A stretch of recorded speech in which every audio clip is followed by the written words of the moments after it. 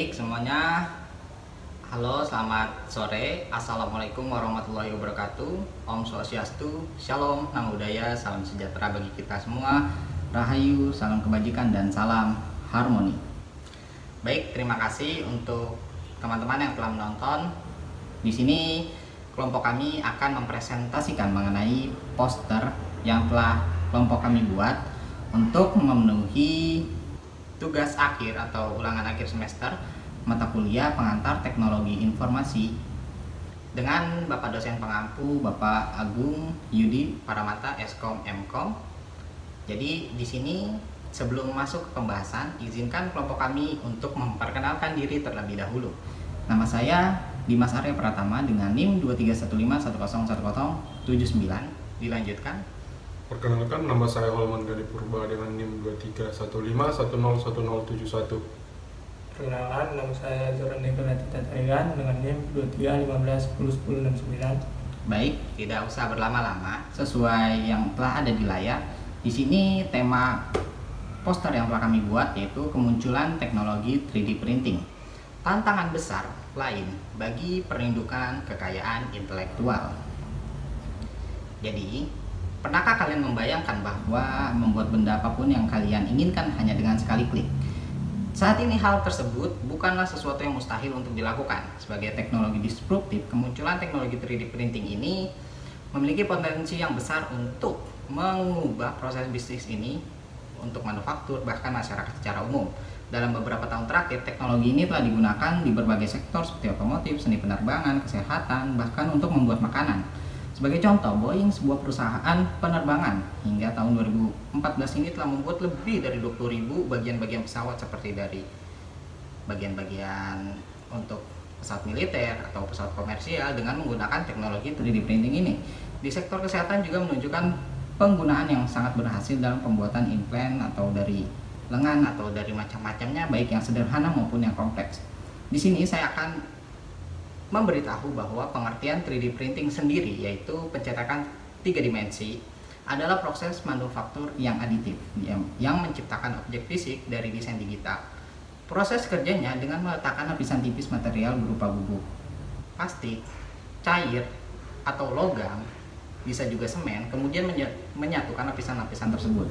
Pencetakan 3D ini dapat membuat bentuk yang rumit dan kompleks dengan penggunaan bahan yang lebih sedikit dibandingkan proses manufaktur yang subtraktif seperti pengeboran, pengelasan, pencetakan, injeksi, dan proses lainnya. Jadi membuat prototipe lebih cepat menggunakan 3D printing ini dan mudah serta murah, memungkinkan lebih banyak inovasi, eksperimen, dan startup berbasis produk. Di pembahasan selanjutnya, saya akan memberikan materi ke rekan saya Gani. Terima kasih. Baik, di sini saya akan melanjutkan pembahasan dari teman saya, itu mengenai manfaat.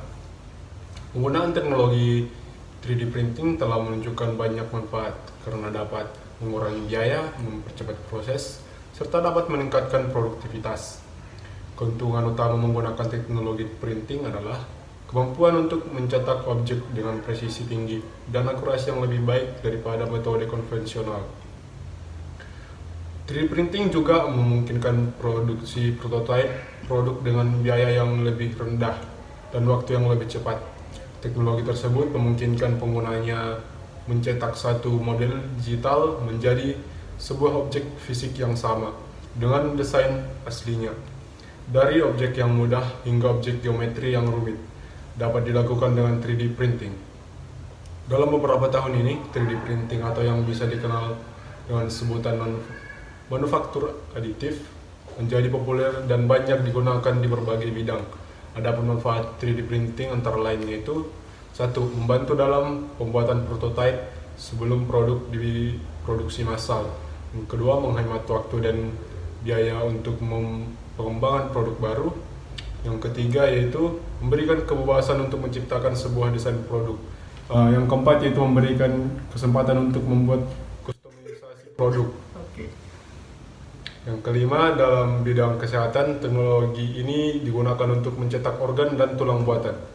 Nah, dari penjelasan yang tadi saya sebutkan, kita dapat mengetahui jenis-jenis serta kegunaan dari 3D printing di bidang teknologi dan ilmu pengetahuan. Selain itu, kita juga tahu bahwa 3D printing juga sangat dibutuhkan di dunia industri yang fungsinya sangat bervariasi sekali. Meskipun demikian, teknologi revolusioner ini dapat dengan membawa tantangan substansial lain terhadap perlindungan kekayaan intelektual, terutama di era digital seperti sekarang ini. Baik, cukup sekian pembahasan saya. Lanjutkan teman. Baik, selanjutnya pembahasan tentang HKI. Sebagaimana diketahui, kekayaan intelektual dilindungi oleh hukum dalam berbagai bentuk. Hak cipta melindungi ciptaan melalui pemberian hak eksklusif kepada pencipta atau ciptaan anak, yang mana hak tersebut muncul secara otomatis berdasarkan prinsip deklaratif setelah ciptaan tersebut diwujudkan dalam bentuk nyata. Kemudian, hak paten melindungi ciptaan bidang kronologi berupa produk atau proses, atau penyempurnaan dan pengembangan produk atau proses. Lebih lanjut, hak merek melindungi tanda yang membedakan satu produk jasa yang dengan yang lainnya. Sedangkan hak desain industri melindungi desain industri baik dalam bentuk 2 dimensi ataupun 3 dimensi yang dibuat agar tidak digunakan oleh orang lain. Meskipun hak cipta merupakan isu utama di era digital seperti sekarang ini, ketiga kategori hak kekayaan intelektual atau HKI sebagaimana disebutkan di atas juga dapat pengaruh oleh adanya teknologi 3D printing.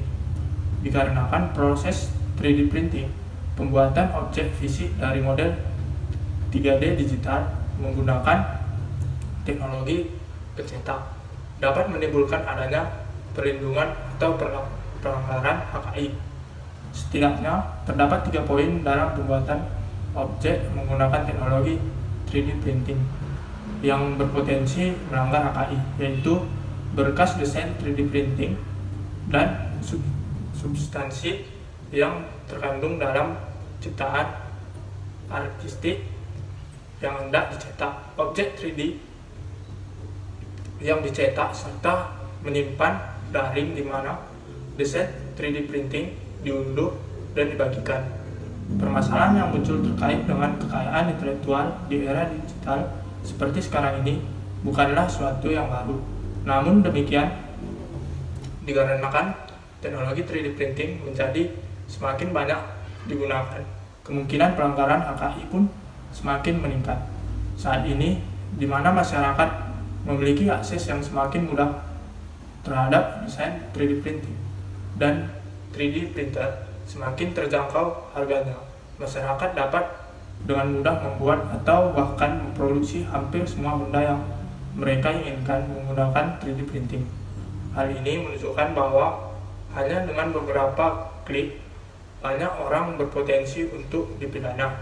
Dikarenakan dalam proses percetakan 3D printing, masyarakat sangat mungkin untuk melakukan pelanggaran HKI. Masalah ini harusnya dapat menjadi perhatian tidak hanya bagi pemerintah untuk dapat secara tepat melindungi hak pencipta dan kreativitas masyarakat di era digital, tetapi juga bagi masyarakat pada umumnya untuk dapat memberikan apresiasi yang lebih kepada hasil karya yang diciptakan oleh orang lain. Terima kasih. Hanya ini yang dapat saya sampaikan. Semoga saya serahkan kembali pada Dimas. Oke, baik, terima kasih Jordan dan Dani atas waktu penjelasannya. Di sini kelompok kami ingin memohon maaf sebesar-besarnya atas kesalahan, kekurangan dalam mempresentasikan poster yang telah kami berikan. Terima kasih semuanya. Karena tadi kita awali dengan salam pembuka dengan keagamaan, mari kita tutup dengan salam keagamaan juga. Wassalamualaikum warahmatullahi wabarakatuh. Shalom, Om Santi Santi Santi Om. Salam sejahtera, salam kebajikan, rahayu, dan salam harmoni.